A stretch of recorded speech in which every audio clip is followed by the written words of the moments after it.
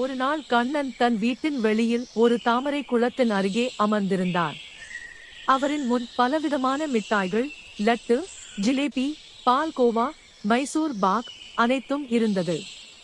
கண்ணன் அவற்றை ஒன்றன் பின் ஒன்றாக சாப்பிட ஆரம்பித்தார். சாப்பிட்டும் சோர்வே இல்லாமல் மகிழ்ச்சியாக இருந்தார். ஆனால் எல்லா மிட்டாய்களையும் முடித்த பிறகும் அவரது வயிறு நிரம்பவில்லை. கண்ணன் தன் வயிற்றை தடவி, அடப்பாவியே, இன்னும் பசி போகவில்லையே என்று சொன்னார். அப்போ அவர் கணேசனை அழைத்து, கணேசா, நகரத்துக்கு போய் நிறைய மிட்டாய் வாங்கி வா என்றார். உடனே கணேசன் தன் மூஷிக வாகனத்தில் ஏறி உற்சாகமாக நகரம் நோக்கி புறப்பட்டார். நகரம் முழுக்க மிட்டாய் கடைகள் ஒளி விளக்குகளால் மின்னின. ஸ்ரீ கிருஷ்ணா ஸ்வீட்ஸ், அண்ணா மிட்டாய் ஹவுஸ் என்று பல கடைகளின் வாசலில் இனிப்பு வாசனை பரவியது. கணேசன் ஒரு கடைக்கு சென்று பெரிய பையில் நிறைய மிட்டாய்களை வாங்கினார்.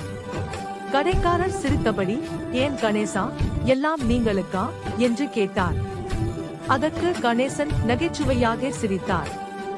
மிட்டாய்கள் நிறைந்த பையை தோளில் சுமந்து கொண்டு கணேசன் தன் மூஷிகத்தில் மீண்டும் கண்ணன் இருக்கும் இடத்துக்கு திரும்பினார். வழியில் நிலவொளி மின்ன, பறவைகள் பாட, காட்சி அழகாக இருந்தது. கண்ணன் அவரை கண்டு மகிழ்ச்சியுடன் எழுந்து நின்றார். அடா கணேசா, நீங்க சூப்பர், இதோ என் மிட்டாய்கள் வந்துடுச்சு என்று கண்ணன் சொன்னார். கணேசன் பையை விட்டு, இதோ கண்ணா, உனக்காக நிறைய மிட்டாய் வாங்கி வந்தேன் என்றார். கண்ணன் பையை திறந்து மிட்டாய்களை சாப்பிடத் தொடங்கினார். அவரது முகத்தில் பேரானந்தம் பொங்கியது. அதற்கு பிறகு கண்ணன், இப்போ நீயும் ஒரு மிட்டாய் சாப்பிடு கணேசா என்று சொன்னார். கணேசன் மகிழ்ச்சியுடன் ஒரு மிட்டாய் எடுத்து வாயில் போட்டார்.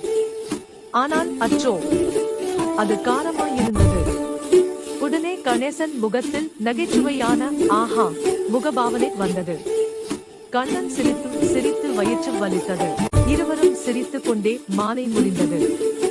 இப்படி கண்ணன் பசியும் போய் கணேசனும் ஒரு பாடம் கற்றார். எப்பவும் சாப்பிடும் முன்னே சோதனை பண்ணணும்.